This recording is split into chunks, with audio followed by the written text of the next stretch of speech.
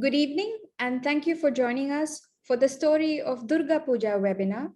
This webinar is part of a series that features speakers who delve into the myths and traditions associated with some Indian festivals, the significance of these festivals to their respective communities, and their presence and observance as seen in Singapore.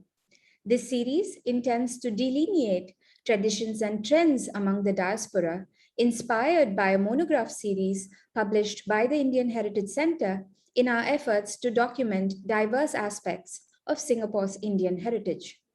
The worship of the Hindu goddess Durga is associated with very many Hindu communities.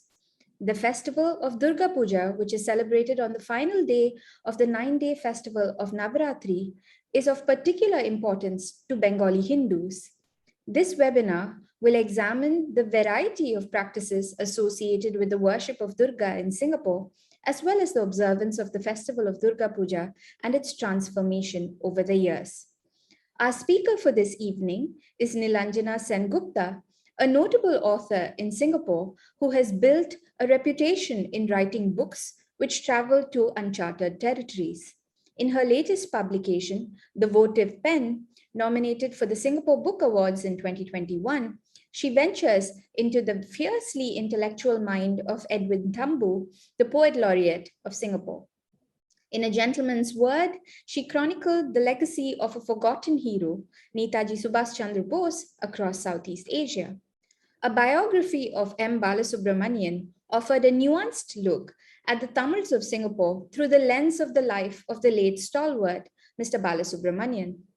Nilanjana has been a research scholar at NUS and the IC's Yusuf Ishaq Institute and has been critically acclaimed, widely read, and her books have been translated and included in university courses. We are delighted to have Nilanjana address us this evening during the festival of Navratri to share her research on the festival of Durga Puja. Nilanjana will speak for around 50 minutes, and thereafter there will be some time for questions. Should you have a comment or question for the speaker, please use the Q&A tab on Zoom, and we will do our best to address it after the presentation as time permits. Nilanjana, over to you. Good evening, everyone. We are in the midst of Devi Paksha now, actually, that time of the year when with autumn and the sense of fulfillment that the season invariably brings, come along a promise of the stillness and silence of winter. This is also the time when we in Hindu homes welcome the Mother Goddess. By now, back in Kolkata, where I grew up, the Durga Puja pandals would be ready, the lights would be on, the drum roll about to start to welcome the goddess. Fields would be covered by a canopy of white kash flowers. We would have already bought our new clothes in preparation for the 5 days of festivities. My mother would be putting her finishing touches to the sweets that she would be making for the puja. But well, nostalgia aside, I would like to thank the Indian Heritage Center for organizing this talk at this very auspicious time of the year, and particularly thank those of you who joined today, putting aside time on a Saturday evening. A very, very warm and festive welcome to you. Well, as practitioners of Hinduism know, Hinduism is known for its Catholicity. It has a disarming flexibility which finds space for different forms of worship. Within this loose framework nests Navratri, a festival of 9 nights, the last 5 of which ending with Dashami, the day when the buffalo-headed demon Mahishashura is slayed by the goddess, are celebrated as Durga Puja. Theoretically, there are 4 seasonal Navratris. However, in practice, it is the post-monsoon autumn festival called Sharda Navratri that is the most observed in the honor of the divine feminine Devi, that is Durga to us. The festival is celebrated in the bright half of the Hindu calendar month Ashwin, which typically falls in the Gregorian months of September and October. Hindu devotees often celebrate Navratri by fasting, even as they devote the 9 days in worshipping different forms of the mother goddess. The festival also starts the preparation for Deepavali or Diwali, the festival of lights, which is celebrated 20 days after Vijayadashmi, which is the final day of Durga Puja. So this entire period from Navratri through Diwali is considered very auspicious to the Hindus and coincides with the time when Hindus believe that evil is destroyed and what is good and holy and true, it emerges victorious. Well, like everything else in Hinduism and in India, the variety encapsulated in Navratri is mind-boggling. In many regions of India, the festival falls after the autumn harvest, and in others during harvest. The festivities extend beyond goddess Durga and various other goddesses as well, such as Saraswati and Lakshmi. It also covers gods such as Ganesha, Kartikeya, Shiva, and Parvati, who are mostly regionally revered. To Bengali Hindus and to Shakta Hindus, I'll be explaining the term Shakta afterwards. Outside of eastern and northeastern states of India, the term Navratri implies Durga Puja in the warrior goddess aspect of Devi. I think that's the central thing that we need to remember all throughout. In other traditions of Hinduism, the term Navratri implies the celebration of Durga, but maybe in a more peaceful forms, such as Saraswati, who is the Hindu goddess of knowledge, learning, music, and other arts. Thus, we see that in the east of India, that is, Navratri is celebrated as Durga Puja. I'll explain that later on in my presentation. In North India, Navratri is marked by the numerous Ram Leela events, where episodes from the story of Rama and Ravana are enacted by teams of artists in rural and urban centers. In parts of the West, we see that prayers are being dedicated to a symbolic clay pot called Garvo as a remembrance of the womb of the family and universe.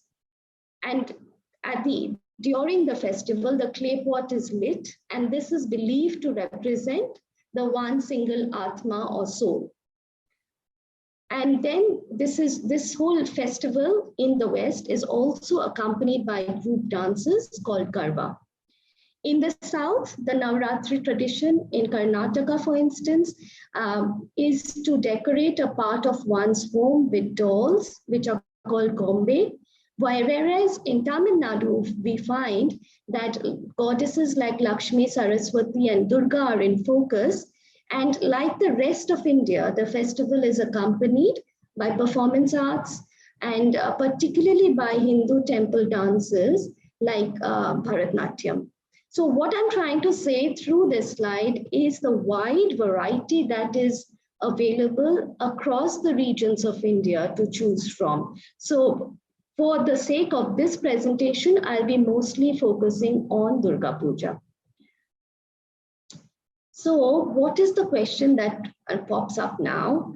Having gone through the mind-boggling list that we find in India, the next big question that emerges is, what happens when this festival travels to Singapore, a country known to have variations in Hindu practice, where rituals and celebratory practices differ between local and expatriate communities, or between the ritualistic and more reform-minded drawn to original Vedic and Agama texts, where we find that the Dravidian Hindu and the Aryan Hindu, the Tamil Hindu and the Bengali Hindu, and the North Indian Hindu differ in matters of both ritual and mythology, in matters both arcane and ordinary. Well, arguably in such a case, the intersections formed by religion and society, culture and community can be multiple. What is interesting is, while Navratri celebrations in Singapore remain within the Indian community, although drawing inspirations from various parts of the subcontinent. In the case of Durga worship, the festival spreads its wings beyond the Indian community to the Bangladeshi community as well. Using as its basic demographic category Bengali Hindus from both West and East, that is West and East Bengal. What we need to remember is, like in India, in Singapore too, the festival has both public and private phases. So the festival is actually celebrated both at home as well as on public platforms. And like other Hindu festivals, have a rich visual culture associated with it in terms of both the Godhead as well as possibilities of theater, dance, and other performing arts. So basically, when the variety of India is brought into the very cosmopolitan variety of Singapore, we have various intersections that we need to look at. And as a result, I found that, following a single trend in my presentation wouldn't be really fruitful. And as a result, I've just tried to discuss it on various different platforms so that I can at least present a quarter of the variety that is available in Singapore. Okay, could we have the next slide, please? Well, the tradition of Durga Puja and Navratri in Singapore dates back to the 19th century, a festival which was celebrated in temples dedicated to the mother goddess in her various forms, including the Sri Mariamman temple of South Bridge Road, which was built in 1827, or the temple that was built by the Chettiar community in Tank Road in 1859.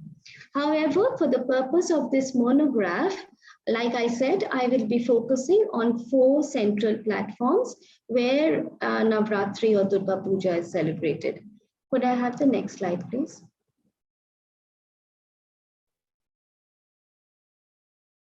Now, the 4 platforms that I had identified are the first one is the Sri Shiva Durga Temple, which is currently in Potong Pasir, which was founded as a shrine to Lord Shiva more than a century ago in 1906.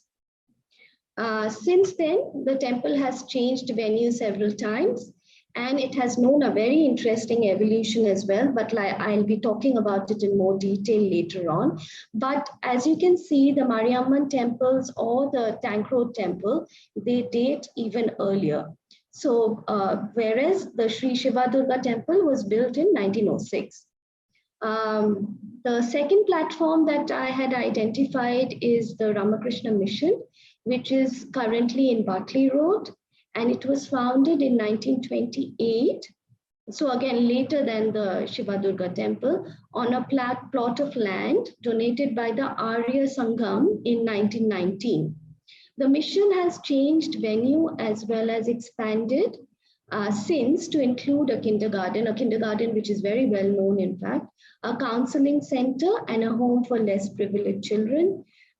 So that will be my second platform. And again, the celebration of Durga Puja is going to be very different from the Shiva Durga temple, which follows mostly Tamil traditions, whereas in Ramakrishna Mission, we mostly see Bengali traditions in play, though it is again become a very interesting and very deeply rooted mix of both Tamil and Bengali traditions because it has grown very deep roots in Singapore. The third platform that I have in mind is the Bengali Association of Singapore, which goes by the acronym of BAS. It was founded in 1956 by some early Bengali settlers of the city. Unlike the Durga Temple or the Ramakrishna Mission, the BAS does not have a permanent establishment of its own. Instead, the celebrations are held on land which is leased from the government. And because it doesn't have its own establishment, it is held under a temporary structure. So as a result, the BAS Durga Puja has known several changes of venue. And with each change of venue, it has also kind of changed in the whole approach that it takes towards Durga Puja. More of that later. Like the BAS, there is the Bangla Universal Society that is of Singapore, that is called BUS. This is, like I was saying, that the Durga Puja has straddles both the Indian and the Bangladeshi communities. So BUS is the earliest establishment that we find, which is a part of the Bengali Hindus of Bangladesh. Here too, the celebrations are held under a temporary structure in Beti Road, though the venue the venue of the Durga Puja has remained the same the last 14 years. So the fact is that it's not a permanent structure, but the venue has remained the same, or the address has remained the same. Over time, two other Durga Puja celebrations have sprung up within the Bangladesh community. One is in Jurong East, and the other one is in the Chinese Gardens, respectively. These are associations which represent the Bangladesh community, the Hindu Bangladeshi community, but they are different from BUS. Okay, maybe we could go to the next slide.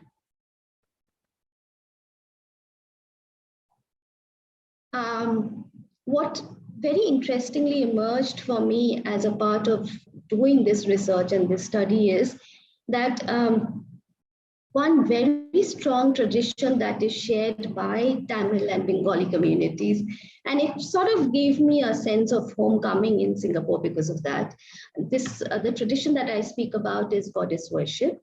Both the Tamil and the Bengali communities are followers of the Shakti tradition of Hinduism, though of course Vaishnavite and Saivite traditions are coexist as well. But primarily, a lot of them believe in Shakti tradition of Hinduism.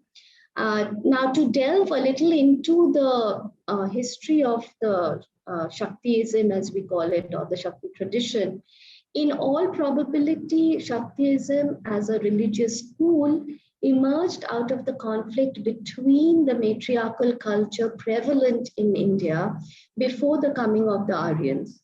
This is again a very interesting part of our history and heritage that I don't know, maybe a lot of you are aware. I wasn't aware of it too strongly before I went into this, that the matriarchal culture that was there in India, and that was kind of swept aside with the coming of the Aryans.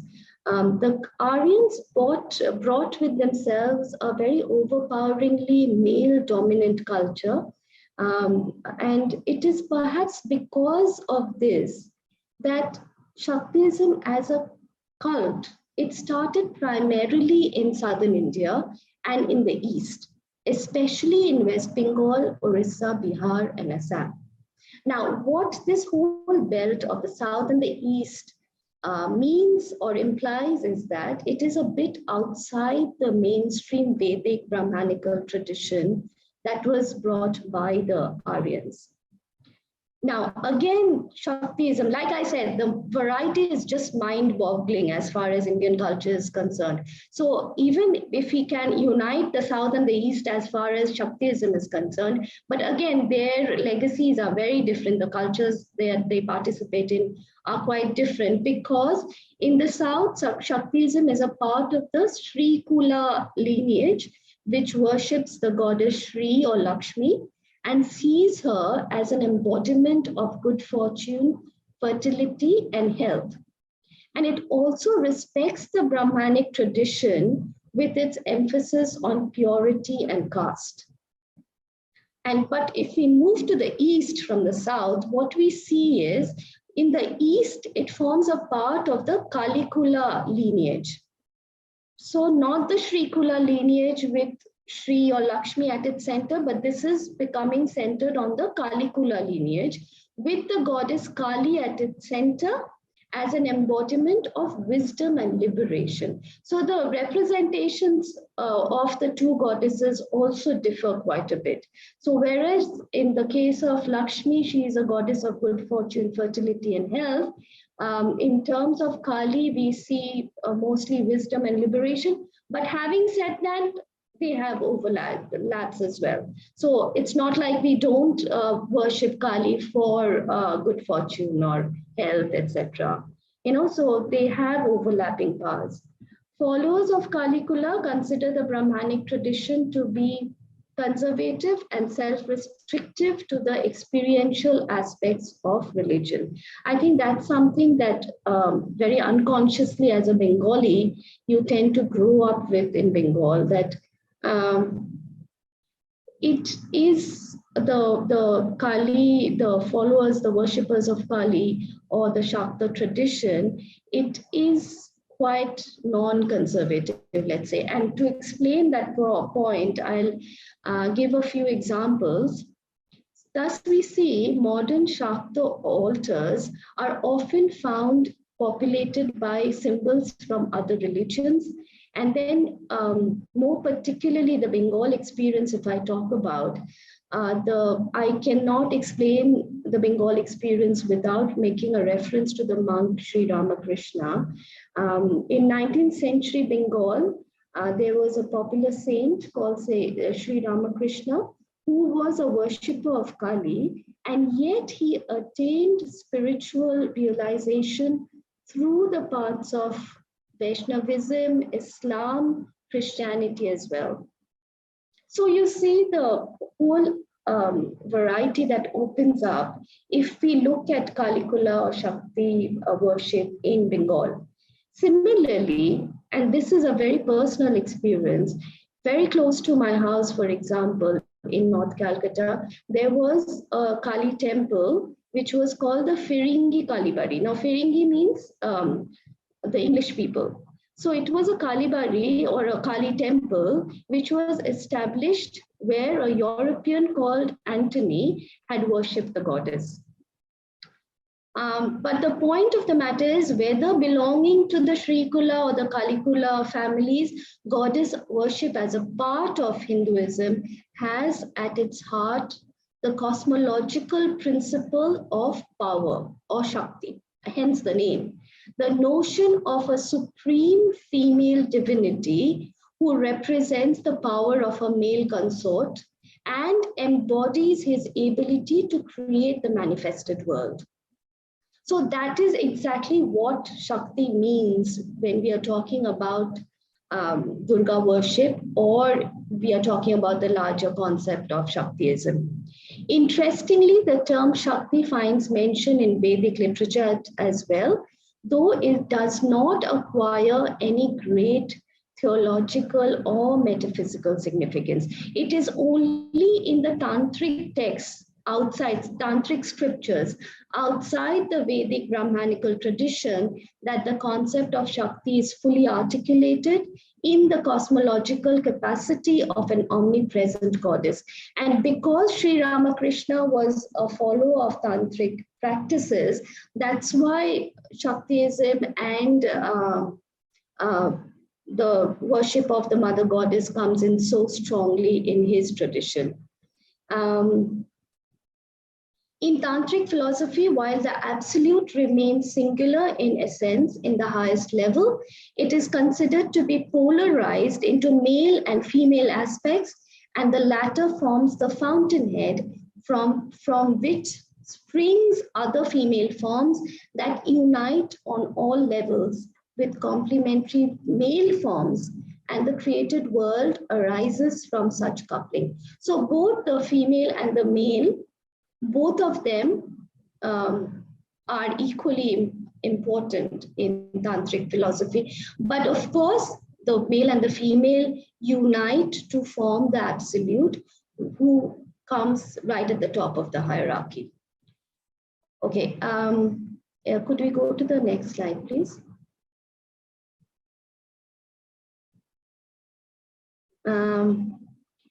Now digging a bit deeper into Durga Puja,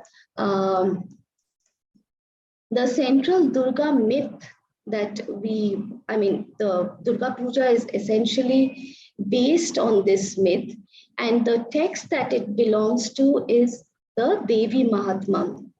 It is also known as the Durga Shaptashati or Chandi Patha.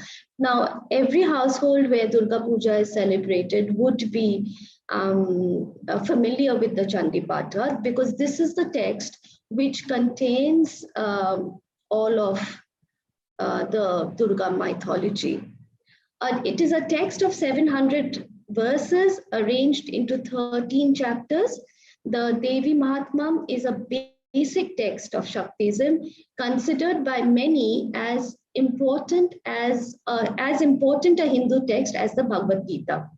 It nests within the Markandeya Purana, one of the oldest of the Sanskrit Puranas, and goes against all Sanskrit precedent in establishing the feminine as the ultimate reality.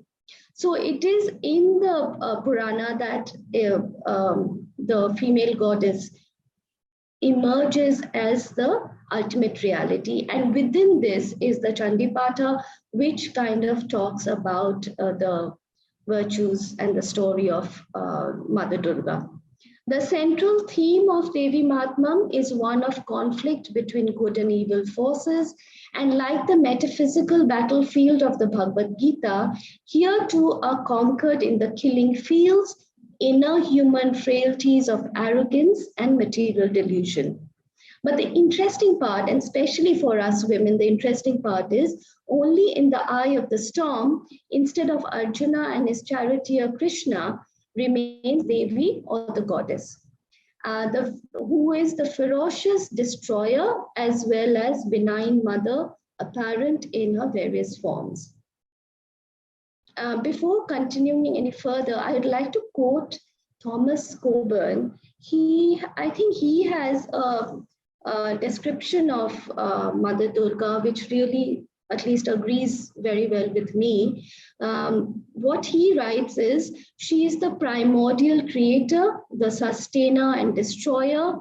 She is the one who dwells in all creatures as the soul, as the power to know and the will to act.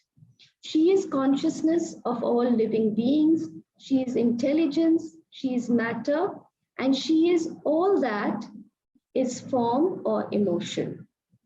Thus, in the first story of Devi Mahatmam, when creation is threatened by the twin demons, Madhu and Kaitav, she appears as Devi, who agrees to withdraw from the consciousness of Vishnu, and so Vishnu awakens from deep slumber to slay the demons. Interestingly, Durga appears in the middle episode as an avatar of Mahalakshmi, right in the heart of the Devi Mahatmam. When creation is devastated by the ferocious Mahishasura, a demon that no Deva or God can conquer, it is Durga who rides into battlefield herself, astride a lion to vanquish him and so earn the name of Mahishasura Mardini, or slayer of Mahishasura, the demon. In the final episode, from the third eye of Durga springs Kali, her darker, more subterranean incarnation, and kills the demonic brothers Sumbha and Nishumba. The reason why I'm mentioning all of this is because I want to explain that I want to bring to light the fact that it's not only Devi Durga. There are various other forms of Devi Durga who surround her as far as the Chandipatha goes. But it is the central story of Durga which is highlighted in Chandipatha, and that is the part that forms the nesting myth for Durga Puja. Okay, can we have the next slide, please?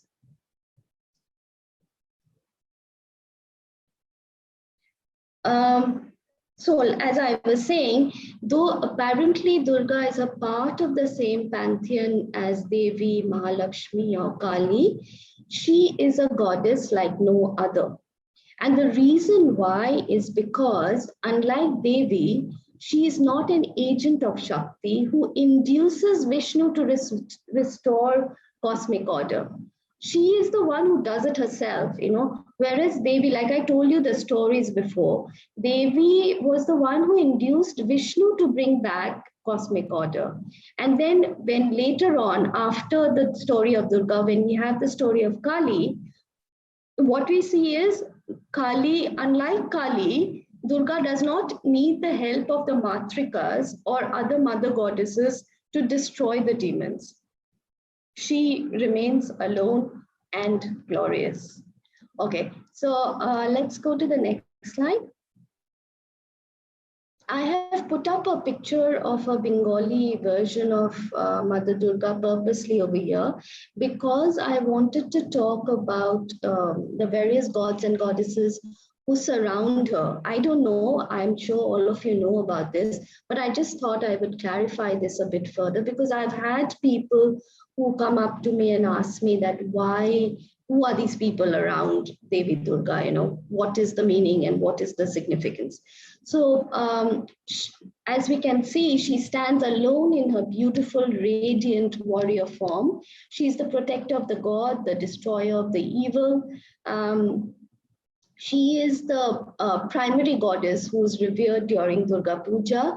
But the celebrations also include other major deities of Hinduism, such as Lakshmi, who is the goddess of wealth and prosperity. Then there is Saraswati, who is the goddess of knowledge and music. Ganesha, who is the god of good beginnings. And Kartikeya, who is the god of war. In Bengali and Oriya traditions, these deities are considered to be Durga's children. So obviously they have a lower position in the hierarchy, in the social hierarchy that Durga's family represent. Durga is the ultimate reality, like I said. And Durga Puja is believed to celebrate Durga's visit to her natal home with her beloved children.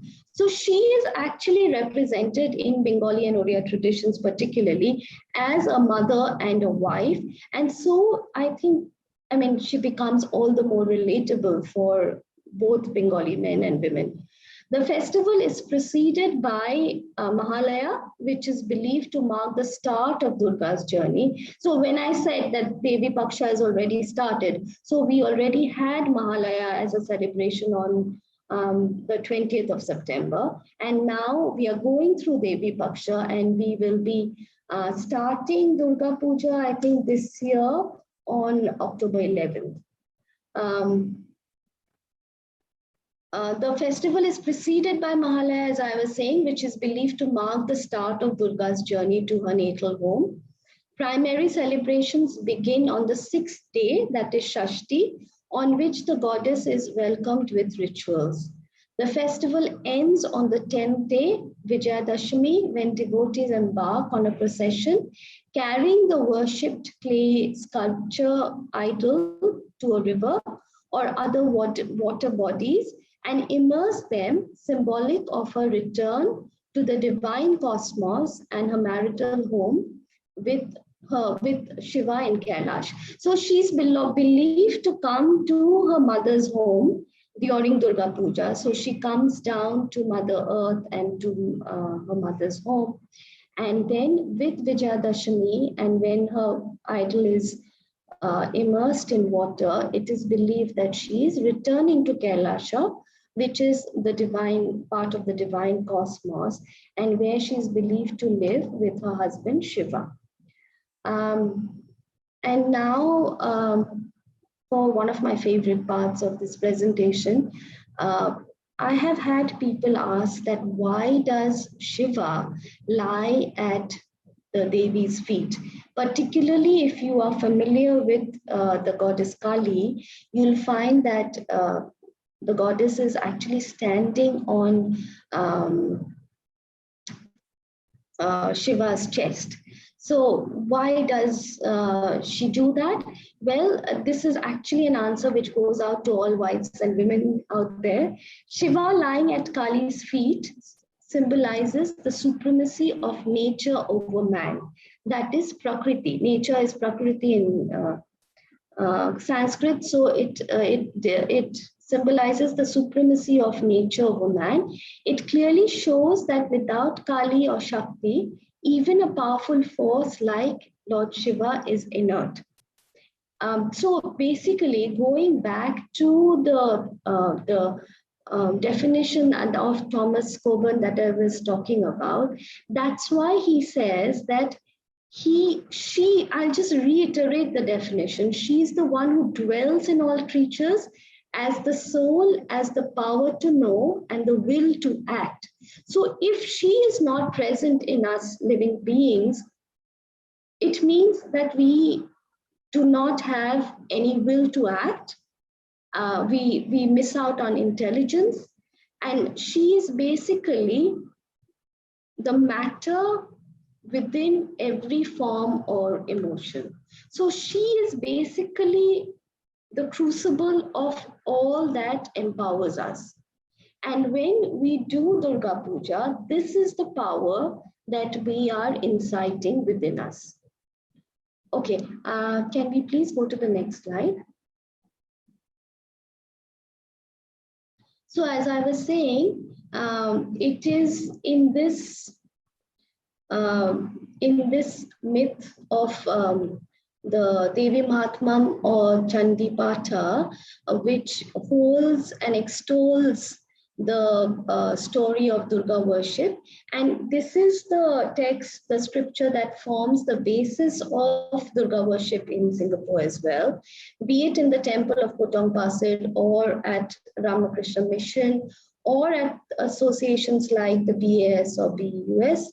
There are important variations, of course, which occur though in ritual and practice, variations which are at times community specific and at others a result of migration and a diasporic adaptation.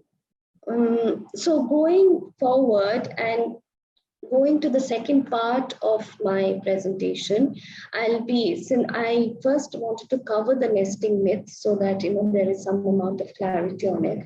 And now I'll be talking about the 4 platforms across which Durga Puja is being celebrated. I hope I could clarify the story of that lies behind Durga Puja to a certain extent. Okay, among the major places of Durga worship in Singapore, the Sri Shiva Durga temple has the longest history, at least among the places that I'm going to discuss. It also has the unique distinction, and this is the interesting history of evolution, the evolution that I was talking about.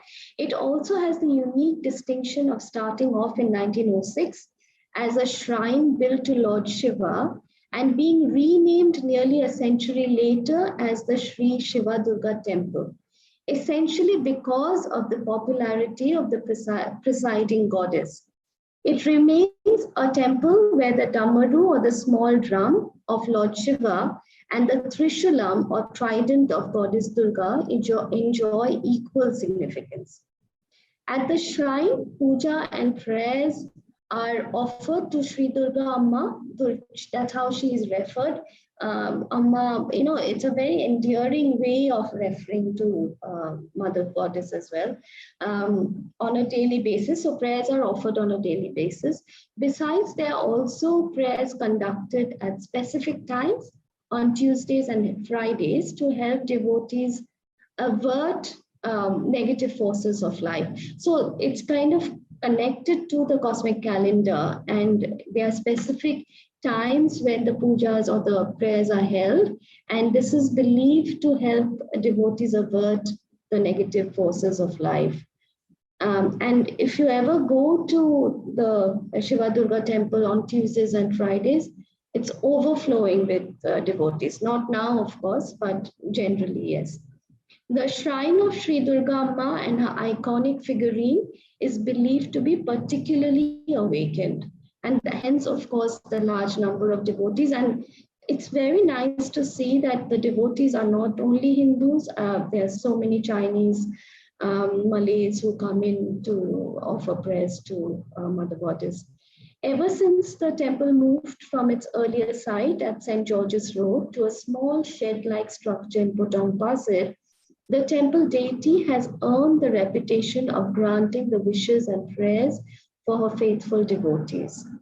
Consequently, when recently major temple renovation was undertaken for the temple, I think the Grand Maha Kumbh Abhishekam, that is the temple ritual by which deity's image is sanctified, it happened in May 2001. Due to overwhelming demand from devotees requesting that the presiding idol of Sri Durga Amma should not be damaged, the temple authorities had to go to considerable lengths to ensure her safety and protection. Eventually, the Mahakumbh Abhishekam was attended by over 15,000 people, both from Singapore and Malaysia. And the temple's most popular annual festival is Navratri, the festival of 9 nights. Though according to the Hindu lunar calendar, it can be celebrated. Now that's another very interesting aspect of Navratri, that it can be actually celebrated 4 times during the year. So, but the most prevalent one is the autumn Navratri among Bengalis. But here, interestingly, though it is celebrated as many as 3 times at the Shiva Durga temple. And I had the opportunity to speak to the chief priest of the temple, and he says that the Sharda or Autumn Navratri celebrated in September, October. So these are the 3 that he was talking about. So there is the Sharda Autumn Navratri, which is celebrated in September, October. The Vasanta or Spring Navratri, which is celebrated in March, April. And the Ashara or Monsoon Navratri, which is celebrated in June, July. So these are the 3 main ones which are celebrated. Each attracts huge crowds, and each is divided in 3 parts dedicated to the different sarupas or avatars of Durga. On the first 3 days, that is the celebration of the Navratri, the 9 days. So on the first 3 days, the power of Durga is invoked as the destroyer of all evil. The second 3 days, Lakshmi is worshipped as the giver of spiritual and material wealth. And on the final 3 days, Saraswati is worshipped as the goddess of wisdom. Interestingly, while for the Sharda and Vasanta celebrations, worship is offered at the altar of Durga Amma. This is I found it very interesting. The Ashara Navratri at the temple centers around the Varahi Mata.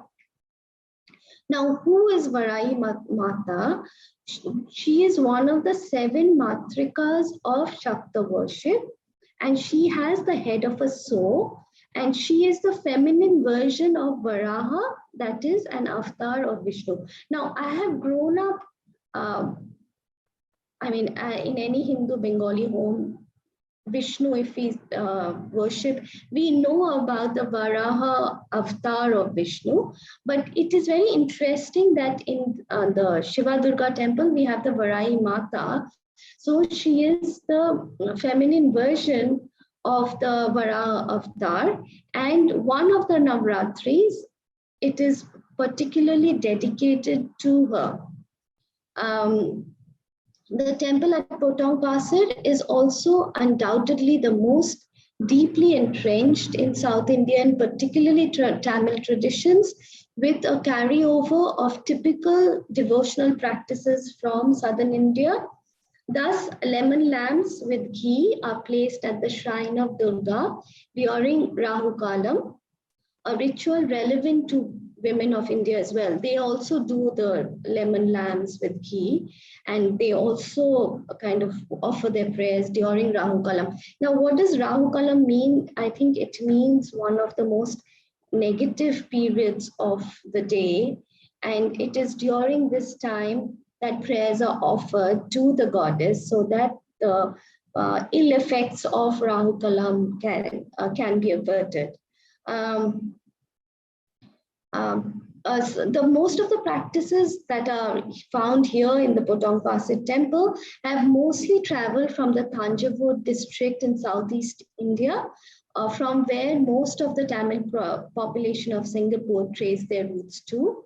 The temple uses as its source book the Tamil Agama scriptures, that is the post-Vedic Sanskrit texts, with their distinct tantric and yogic overtones, and there remains a very monastic belief in the feminine as the transcendental absolute and the male as the manifested essence.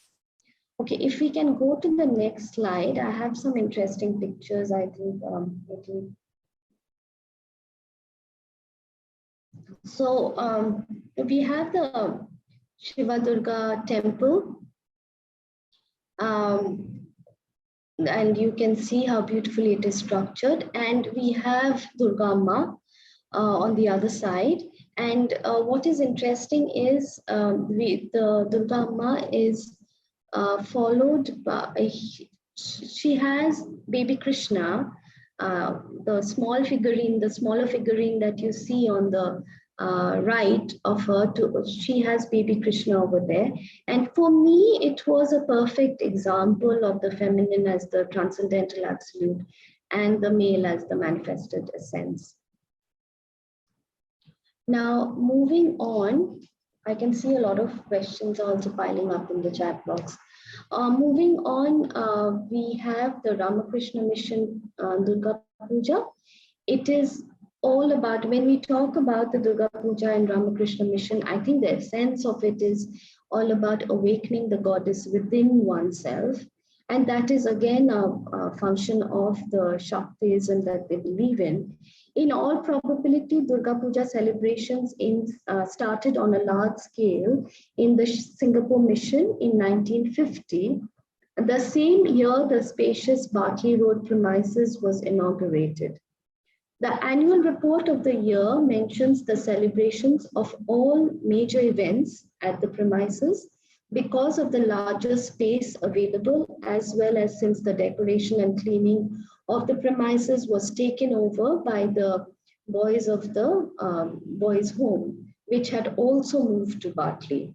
So large-scale celebrations were definitely underway by 1954 because the annual report that I read up, it mentions Mrs. A.C. Sinha, a very well-known Bengali family of Singapore. She was the wife of the famous doctor and philanthropist, Dr. Sinha. She bore the entire expenses of the Kumari Puja. That is, now, Kumari Puja we'll look at in a bit of detail later, which is actually the worship of pre-pubescent girls as manifestations of divinity. This would be nearly half a century after Durga Puja was started. Now, what we have in Singapore starting in 1950, this is nearly half a century after the Durga Puja celebrations were started by Swami Vivekananda at Belur Math, Kolkata. That is the root establishment of Ramakrishna Mission. This is in Kolkata. So that started half a century back. Like much else about Vivekananda, this was rather a revolutionary step, since by normal Hindu tradition, sannyasins, or that is Hindu mendicants, were debarred from performing such Vedic or Puranic rituals. But worship of the mother goddess was always an essential part of the mission's culture, and to avoid the embargo, the puja sankalpa or consecration was done in the name of Sarada Devi, the wife of Sri Ramakrishna.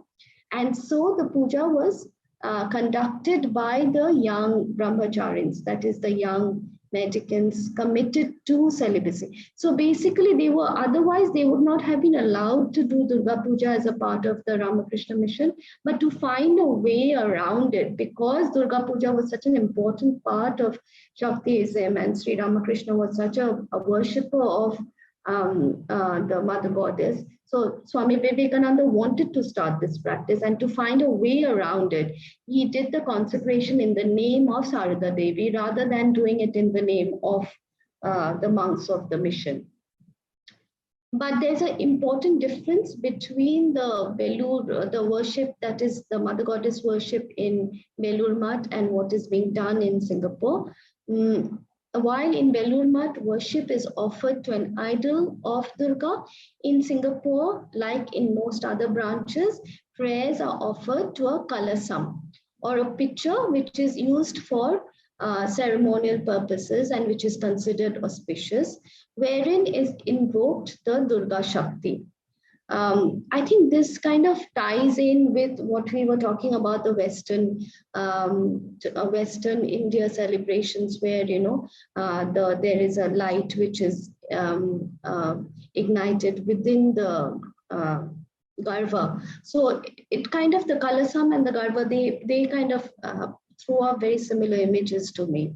Also, in keeping with the Bengali roots of the mission, only Sharada or the autumnal Durga Puja is celebrated. So unlike the Potong Pasir temple, we don't have 3 celebrations spread across the year. It's only the Sharada or the autumn Durga Puja is celebrated in September, October for a period of 4 days.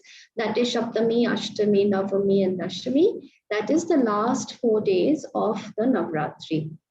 Now, this connects very closely with the ancient texts of Devi Mahatma or Chandi, the root text of Shaktism, which states that the goddess is not a disinterested spectator of human life, but the Dasha Prahara Dharini. Basically, she's the holder of the 10 weapons, the 10 weapons of protections. And she is believed to protect.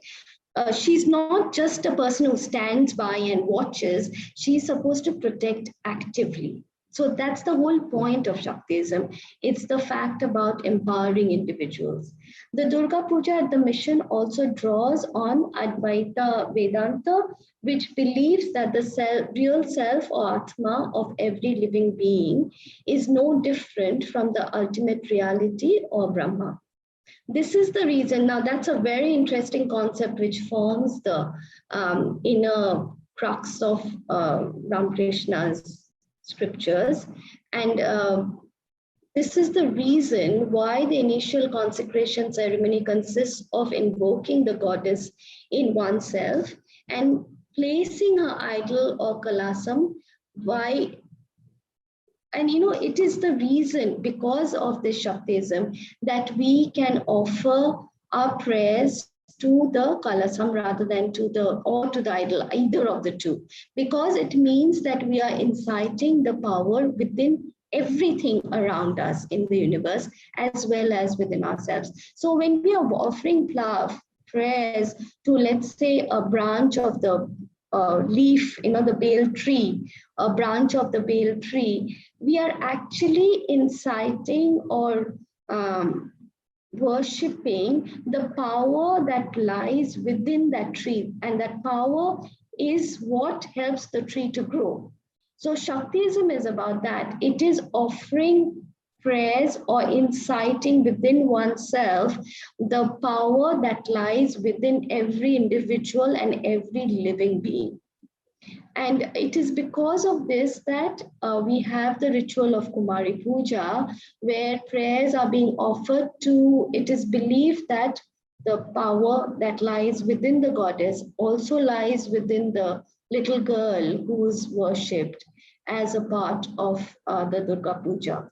Or why Bali, that is animal sacrifice, was prohibited by Sarada Devi. Because if you believe that, Ma Durga and the power lies in each one of us, so how can you indulge yourself in animal sacrifice? That means you're kind of compromising on your self-belief. So she had stopped Sharada Devi, that is the wife of Sri Ramakrishna. It was in 1901 that she put a stop to any kind of animal sacrifice, which has not been a part of Sri Ramakrishna mission's Durga Puja celebrations. In lay terms, it means at the mission there is no caste bar, and non-Brahmin brahmacharins conduct the puja at most of its branches, and all devotees, irrespective of class or creed, participate and are served prasad or food offering. In Singapore too, the same practices are followed, though with some simplification of rituals, obviously, because the setup is so much smaller over here. It cannot be done at the large scale that is done in Belur Math in Calcutta.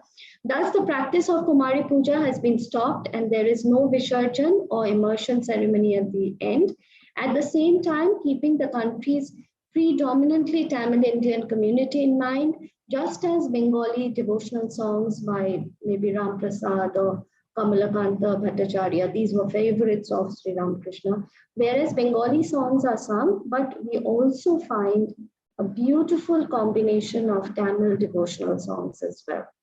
So the first picture is a celebration of Durga Puja, but as you can see, we can see the picture at the bottom, the brass picture. So Durga Puja or the Durga Shakti is being invoked in the picture or the kalasam. And on the other side, the first picture is from Singapore Mission, whereas on the other side is the Durga Puja celebration from Belur Math, where you can see that the monks are actually offering prayers to the idol.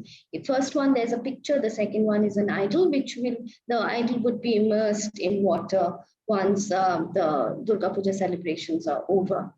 I think we have some videos over here. ओम ऐमेते गंधपुष्पे श्री गुरवे नमः ओमेते गंधपुष्पे गणेशादि पंचदेवताभ्यो नमः ओमेते गंधपुष्पे नारायणाय नमः ओम ऐमेते गंधपुष्पे बाणेश्वर शिवाय नमः ओमेते गंधपुष्पे दामनाभ्य नमः ओमेते गंधपुष्पे ओम ऐं सर्वदेव देवी स्वरूप सांगाय सावरणाय सशक्तिकाय. Here, this is Kumari Puja that is happening over here. This is in Belur Math in Calcutta. And you see a small little girl. She would be what? Maybe 6 or 7 years old, and she's dressed up, and girls of her age really enjoy this ceremony as well. I mean, I have been a part of this ceremony many times in my childhood. So she's dressed up to the nines and jewelry and everything, and then the monks actually pray and offer worship to her as a miniature Durga. And I don't know if we have, yes, I do have. I remember the second video, you'll find that, the president of Ramakrishna Mission, he's actually bending down and, touching her feet, because according to Shakti worship, he sees an embodiment of Durga in this little girl. Can we stop the video now and move to the second? I think there is a second, yeah, towards the end.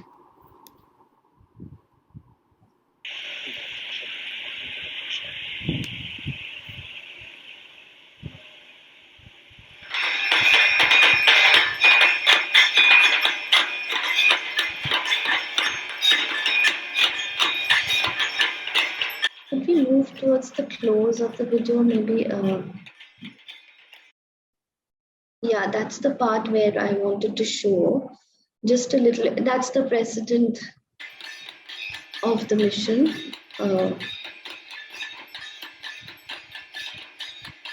I think if you just scroll back a little bit, you can see anyway over here, them touching her feet and, asking for her blessings, because she's considered to be the life Durga.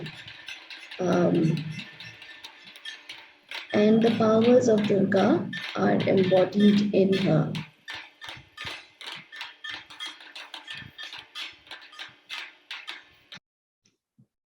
Moving on to the celebrations at the Bengali Association of Singapore, it was the association itself, it was started in the early 1980s, and they have kept very close to Bengali traditions.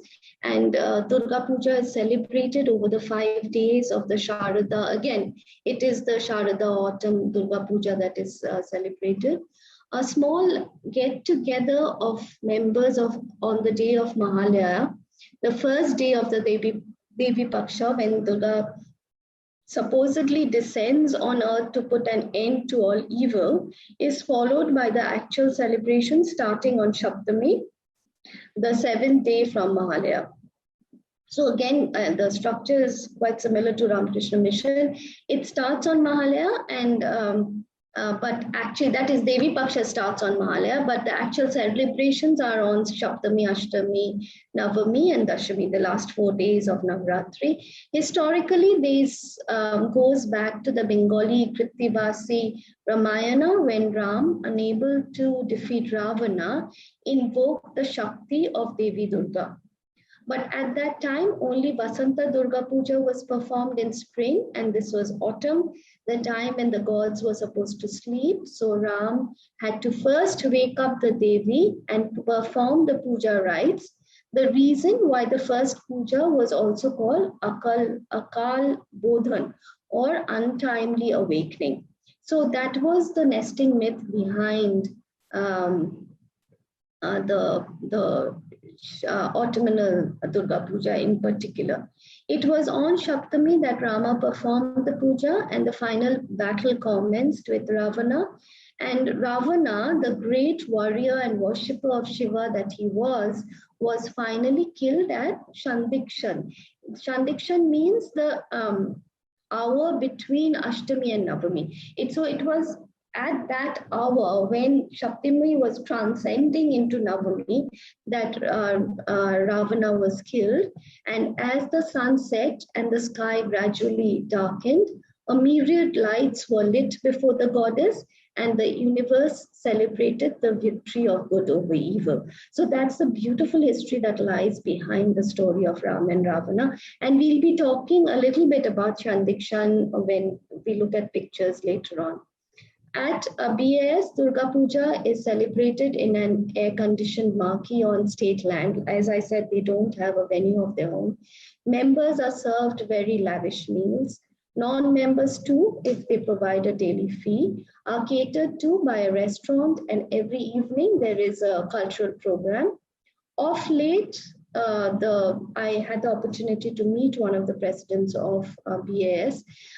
They have tried to seek government funding by organizing a cultural program called Colors of India, which will bring together participants from not only various communities, but also welfare organizations like MINDS and Singapore Cancer Society.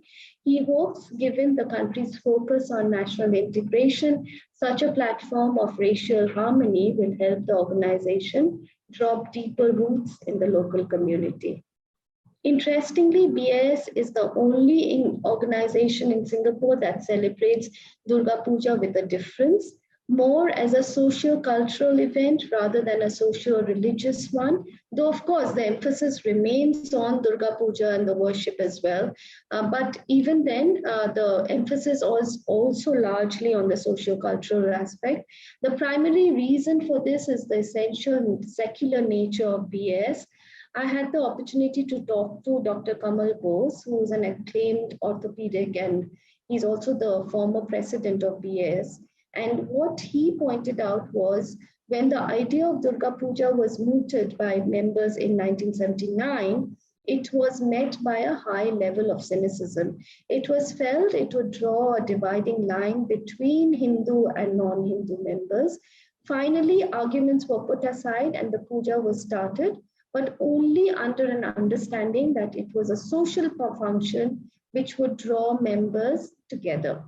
Consequently, when the celebrations began, members too tended to treat it as a bit of a party. And though the puja happened with a Brahmin priest and an idol flown in from Bengal, the focus on its religious aspect remained comparatively low. It was all about the warm camaraderie that the few families of Bengalis enjoyed, and about the bhog, or the food offering, being cooked by, let's say, the members' wives. And they were often called by very endearing familiar names. And it was a very close-knit community, because Bengali community, we must remember, as it started in Singapore, it was a very small, close-knit community. So there was a very endearing aspect to the early celebrations of Durga Puja, when elderly members were called by familiar names, and BAS members, the meetings often happened while dinner was being eaten at a member's home. The change in scale of the Durga Puja happened around 2009, and the person who crafted this change was Nikhilesh Gupta, who unfortunately passed away very recently. Nikhilesh took over as president during this time, and he really wanted to put the BAS Durga Puja on Singapore's national calendar. That is what I heard from the veteran members of BAS. Even before, while the puja happened at the Khalsa Association Hall, the crowds of visitors had been growing larger. And under Mrs. Niva Dutt's presidency, a coupon system was introduced by which members would get priority for meals. But under Nikhilesh, what happened was the puja took on a much larger proportion. It moved to the Khalsa Association open grounds and then to Racecourse Road. And it was covered by major Bengali TV channels like ABP Ananda, and cultural troops were flown in from India. So the scale of celebration became much larger. It went on to also win a very prestigious annual award. And clearly, I was reading through some of their annual publications, and clearly elated Nikhilesh writes, I hope Singapore becomes the preferred choice for Bengalis across the globe as a tourist destination during the Durga Puja festivities. What Nikhilesh was trying to achieve was to have the Durga Puja dependent on public rather than private funding. That was the difference he was trying to make, that it would be at a much larger scale, and it would also be dependent on public funding rather than on private funding from the members. And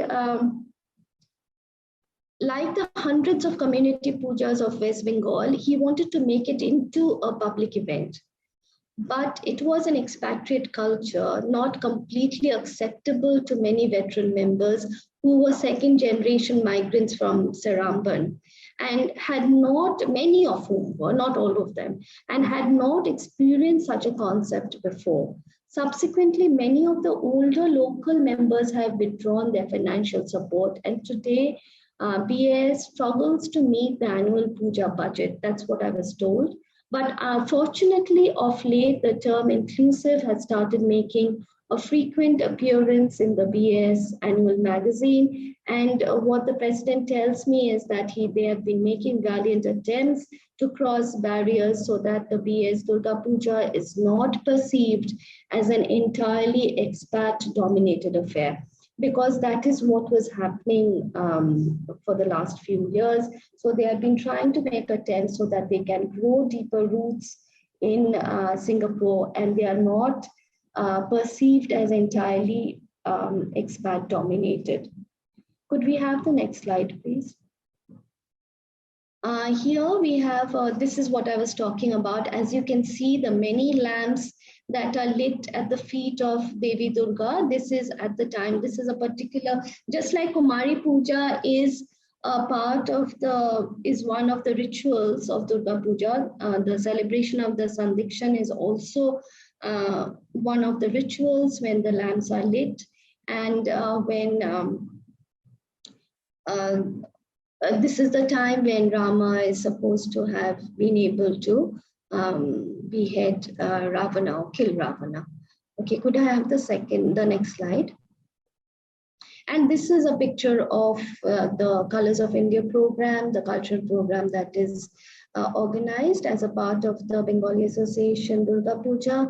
It draws huge crowds, it's quite popular. It also has participants coming in from different communities. So it's one of the major attractions of the BAS Durga Puja. Can we have the next slide? Okay, now moving on to the last part of my presentation, the last platform that I'll be discussing. This is the BUS, the Bangla Universal Society of Singapore. That is a part of the Bangladeshi community, as I said. It was started the Durga Puja of BUS was started in 2004 under Ranjit Chandra Saha, a lawyer from Kolkata University, who has been in Singapore for the last 18 years. Originally from the Tangail district of Bangladesh, he has family members still living there and considers himself a citizen of 3 countries, India, Bangladesh, and Singapore. According to him, the trigger for starting the BUS Durga Puja was a rift with the Bengali Association of Singapore. It was in 2003, Mr. Saha told me, that BS introduced the coupon system for members. This meant Bangladesh construction workers who visited the puja were either turned away or given leftover food after members had been served. The workers, I believe, they complained to Ranjit Saha, who was by then quite well known among them because of the pro bono labor cases that he had been handling on behalf of his legal firm, which is called Joseph Chen and Company. And as a solution, he had prasad or the food that is offered to goddess, cooked at home and took it to the Khalsa Association open grounds to serve to the workers. But BAS at first turned him away and later grudgingly agreed and allowed him to distribute the free food. This was the spark, according to him. He established BUS, and from 2004 onwards, he has held a Durga Puja at Betri Road in a marquee which is set up under the Uday building. Interestingly, BUS today celebrates not only the autumnal Durga Puja, but spring or Vasanta Durga Puja as well, a practice not very common among Bengalis. Like I was saying, it's mostly the autumn Durga Puja which is celebrated, but here we have both the Durga Puja celebrated. While the Vasanta Durga Puja is celebrated at a modest scale, the budget of the Sharda Durga Puja is pegged at Singapore dollars 100,000, of which I believe Mr. Saha donates around 50% himself. The construction workers who do not like to visit the BS Puja ever since there is a restriction on the entranceway, they are his major source of support and volunteer their services at the puja. What he told me is we try to have the puja in a very natural environment. Anyone who comes in is warmly welcomed and served prasad. It is done exactly the same way as in West or East Bengal. We don't have an air-conditioned tent here. That's a point that he wanted to make. The BUS, with a membership base of around 150 families and a few thousand non-family members, which primarily obviously indicate the construction workers, has a management committee drawn from both Bangladesh and West Bengal and celebrates religious festivals round the year, including those dedicated to gods as varied as Ganesha or Shiva, Kali, Krishna, even Shani, or Shani is the planet Saturn, one of the lesser gods of the pantheon. Over the years, the crowds have swelled quite hugely, and the Chandranath Bhattacharya, a Bengali permanent resident of Singapore since 2003, he was quite accustomed to doing the Durga Puja at private homes and at one of the princely homes of Kolkata as well. So he has been made in charge of the puja rituals at BUS. And what he told me is that he follows very closely the scriptural requirements and has annabhog or rice offering to be served to the deity. Otherwise, he says there are no restrictions for offering prayers or eating prasad at BUS. It is only in the evening that when cultural programs happen, that families are allocated a separate sitting area from non-family spectators. But otherwise, what he wanted to make a point is that there is no restriction on entry or on eating prasad, etc. Over the years, Mr. Ranjit Saha has been actively reaching out to various other institutions as well of Singapore. He maintains a cordial relationship with the Sri Shiva Durga Temple of Potong Pasir that we spoke about, as well as with the Little India Shopkeepers and Heritage Association, as well as with the Hindu Endowment Board. And since he started the Durga Puja as a part of the Bangladesh community, like I had mentioned before, there have been other Durga Pujas which have sprung up, which is a part of the East Bengal or the Bangladesh community, but I will be not discussing them as a part of this presentation. Okay, can we have the next slide, please? Here are some interesting pictures. This one is again a very interesting part of the Durga Puja celebration. This is a ritual when a banana tree, it's dressed up, it's given a bath in sacred waters and dressed like a bride and She wears, she's made to wear a sari and with a garland of 9 kinds of leaves which are hung around her neck. And she embodies an invocation of goddess in Mother Nature. Again, this is a part of Shaktism that sees the presence of Mother Goddess in everything and everyone. Can we have the next slide? Here, this is like I was saying right in the beginning that we have both private and public celebrations of Durga Puja in Singapore. So here we have one of the main private celebrations. This is done by Mr. Jyotirmoy Majumdar. He celebrated the Durga Puja from 2008 to 2017 in a very big way. But I think after that he stopped for a while, but now he's continuing doing it. But on a much smaller scale. But at that point of time, he was one of the few families who would actually have an idol of Mother Goddess Durga flown in from India, and he would have the entire 4 to 5 days of celebration. Now, having a Durga Puja celebration at home is not easy because it entails a huge amount of work and a huge amount of things which need to be done, a large number of rituals. I have just skimmed the surface and talked about maybe 3 or 4 of the rituals. But if it's done in all seriousness, then it's a huge process and it demands to be taken very seriously. That's why it's not common even in India or back in West Bengal for too many private households to have Durga Pujas. It was, I think, mostly something that the rich and the elite would do in their homes, and people from around the vicinity of the home would come and visit the Durga Puja at home because it was not something that was common and done at everyone's house. Can we have the next slide? Well, this is my last slide and time to say goodbye. I've been audacious enough to have a picture of the Mother Jagadhatri. She is another form of Mother Durga. She is actually the goddess that is celebrated or worshipped in my ancestral home in Chandanagar in West Bengal. And we have worshipped her for the last 200 years, I'm told. But well, that's a different story and I don't want to go into it. But what I wanted to show you is that here you can see that, Mother Goddess, but very different, 4 hands, the color is different. In most cases, Jagadhatri also comes on a tiger, whereas Mother Durga comes on a lion. So on that note, I'll close the presentation and we can move on to the question answer session.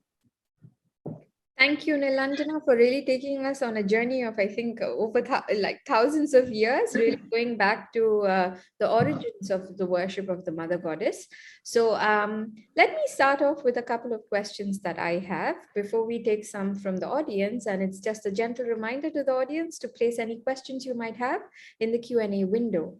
So Nilanjana, let's start with, I'm always quite interested to shift the lens, right? To see how we can actually look back into the past through the lens of Singapore, right? So I'm wondering if we can use the lens of the diaspora to really see if there has been a shift from some of the traditions observed in India.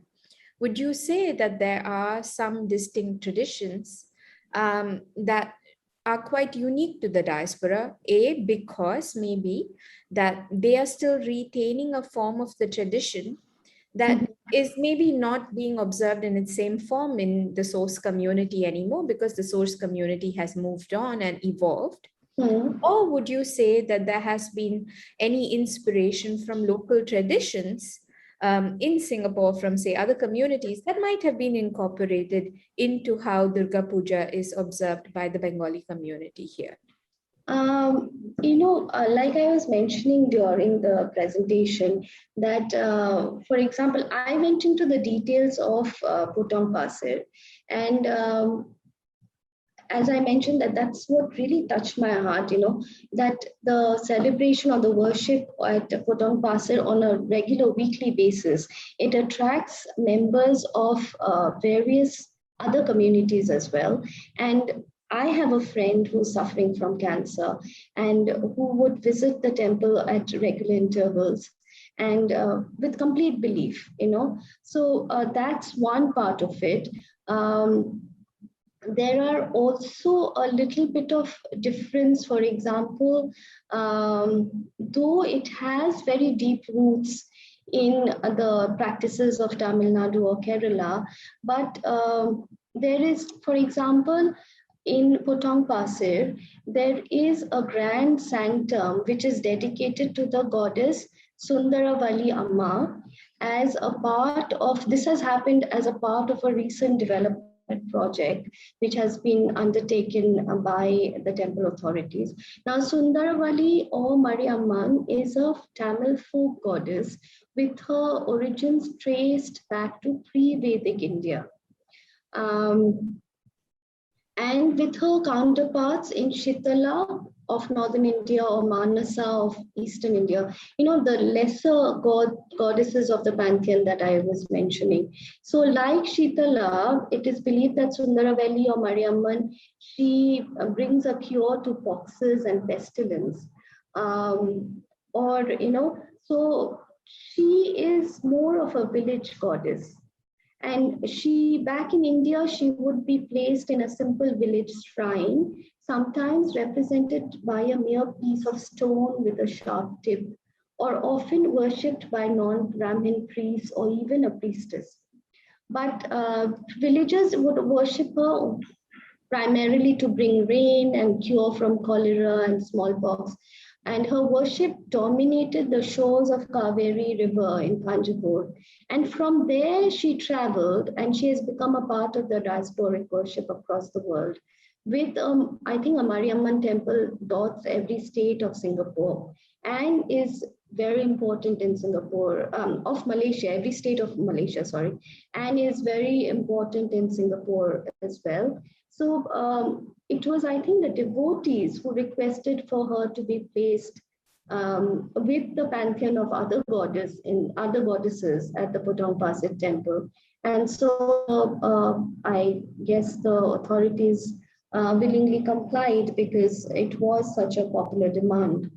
So we see such interesting, fusions. I think definitely, I think amongst the Tamil community, I think it's also an older settled community. We definitely see certain sort of changes in traditions or maybe an adherence to something that's quite different. But I was wondering if for the Bengali community, that is true too.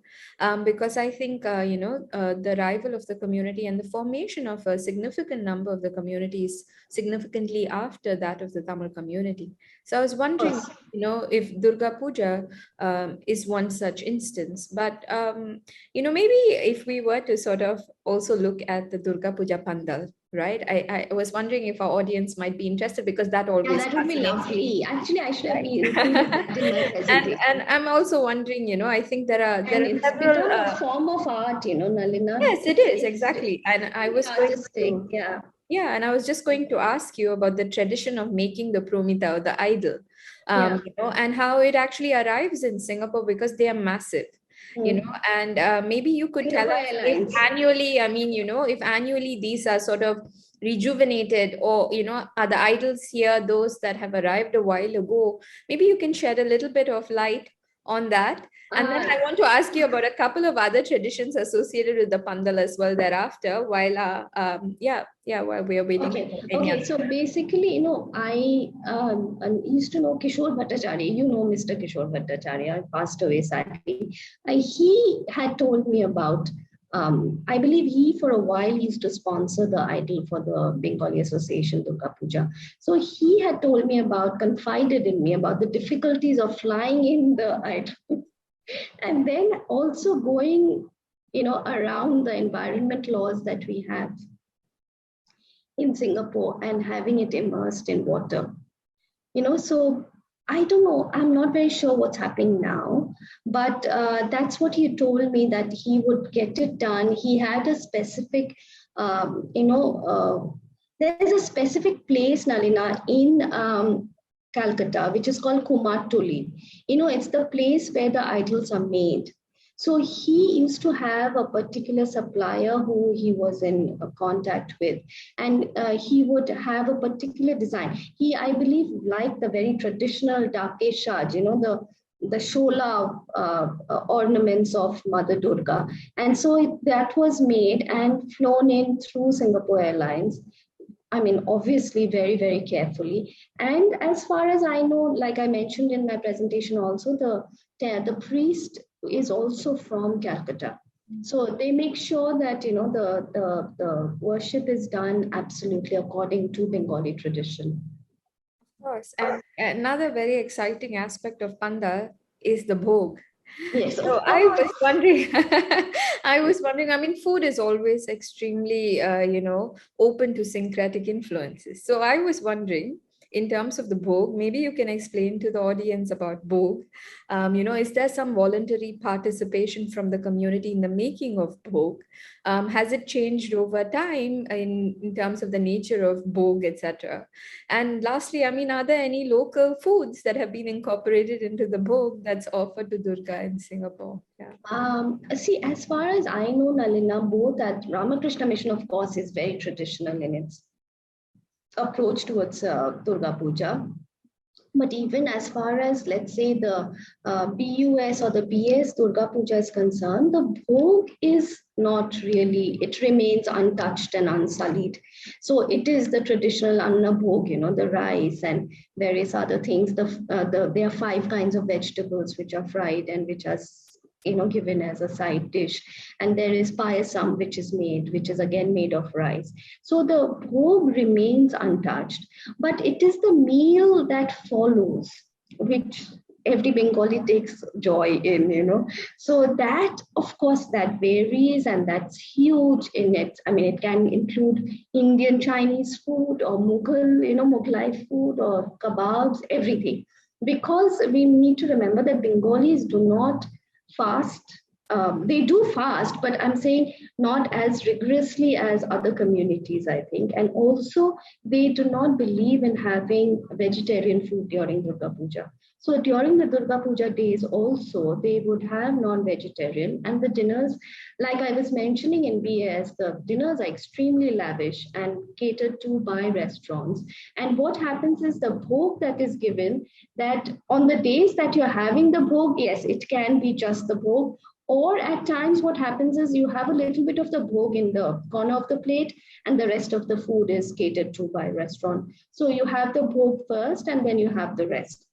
Another interesting aspect is, because of the Shakti tradition, the Shaktism tradition. So animal worship, like I was saying, is not a part of the Ramakrishna tradition, but otherwise it's a very valid part of Durga Puja celebration as such.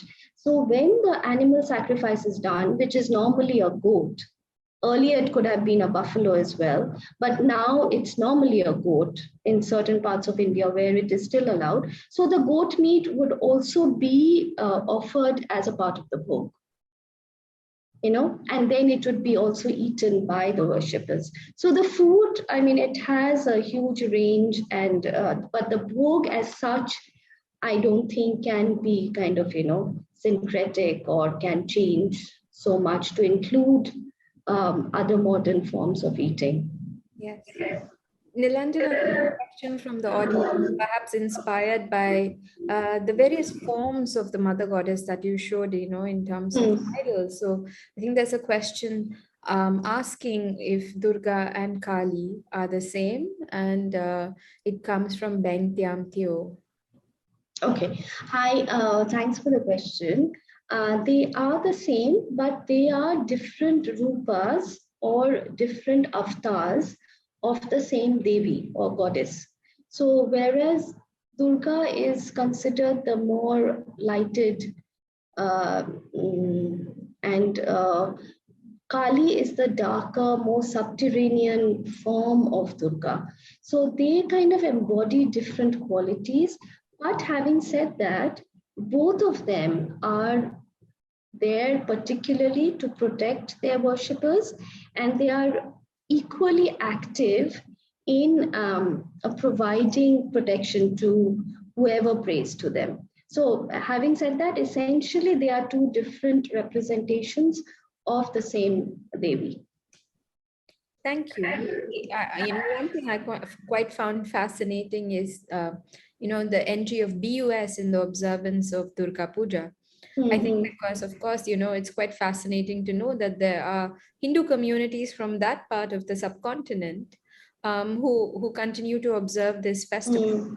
So I wanted to ask you if there's a significant, if BUS's membership, I know you mentioned that it's both from both sides of the border, communities that trace their roots to both sides of the border.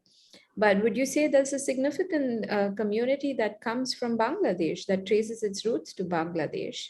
And would you say there's any difference at all in the tradition, the way it's observed, or is it really the same? I think as far as the Durga Puja is concerned, it remains the same. It remains the same, but they might be more ritualistic and more strongly adherent to the original Vedantic practices. And because, like I said, the whole approach of BAS, the Bengali Association, is a little bit different. And because it is viewed, Durga Puja is viewed more as a socio-cultural program rather than, whereas BUS, what I believe, they stick to the roots much more strongly and they still continue to celebrate it more as a religious festival. So, the adherence is stronger perhaps. And there is, but at the same time, having said that, I wanted to say this before, Nalina, you asked before that, has there been any changes in the celebration and in the cooking of the bhog, etc.? That's another nice progressive part to it. I think that initially it was only the Brahmin women who were allowed to cook the bhog, or would, I've seen my mother, for instance, she would tie a mask around her face while cooking the bhog because there was supposed to be no contamination at all in the bhog. But I hear both at BUS and BS, I think, they have allowed non-Brahmin women also to be cooking the bhog, which is fantastic. And that's how it works even in the Ramakrishna mission, like I said, that because if we disregard other castes, we are actually going against the essence of Durga Puja. I think that's definitely a wonderful point to make about the society in the diaspora. This really reflecting and living the aspiration for an egalitarian sort of setup in society. And I think this comes across in many other sub-ethnic groups within the broad pan-Indian framework. So thank you for sharing that. And maybe just something topical to end Q&A with, it is definitely a period that is, not favorable for the gathering of large groups. How has the community pivoted, in response to COVID? And, has there been any effort to, shift any of these, whether it's the performing arts aspect of it, or whether just the idea of bringing together a collective through online platforms, or what might be the efforts of whether it's individuals, like Mr. Majumdar, or whether it's the organizations? What would you say are some efforts to keep the spirit of Durga Puja going? Interestingly, Nalina, though BAS has not been having a Durga Puja for the last 2 years, even this year, I don't think they are going to have it. But BUS has been continuing with their Durga Puja. Even this year, I got an invite very recently, which means that the Durga Puja is still on. And I believe they'll follow social distancing norms, but they will still have it. And whereas in Ramakrishna Mission also, the Durga Puja will happen, but it will happen on a virtual. Worshippers can only join on a virtual platform. So nobody will be actually allowed to enter the temple, and the monks will be doing the puja as they do every year. So as far as cultural programs, I think, unfortunately, I don't see it really happening. Maybe they'll have it on a virtual platform. I don't know. BAS is not having their Durga Puja, so the Colors of India program won't be happening anyways. Thank you.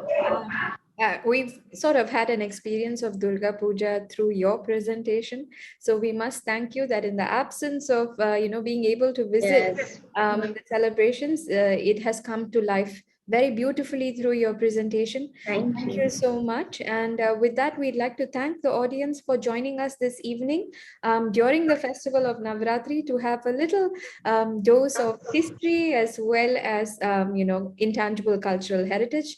And we thank everyone for joining us. The previous webinars have been archived on the Indian Heritage Center's YouTube channel, and this one will be as well. So you could actually watch it there again should you wish to. Thank you very much and have a wonderful weekend. Bye-bye. Thank you, Nalina. Bye-bye.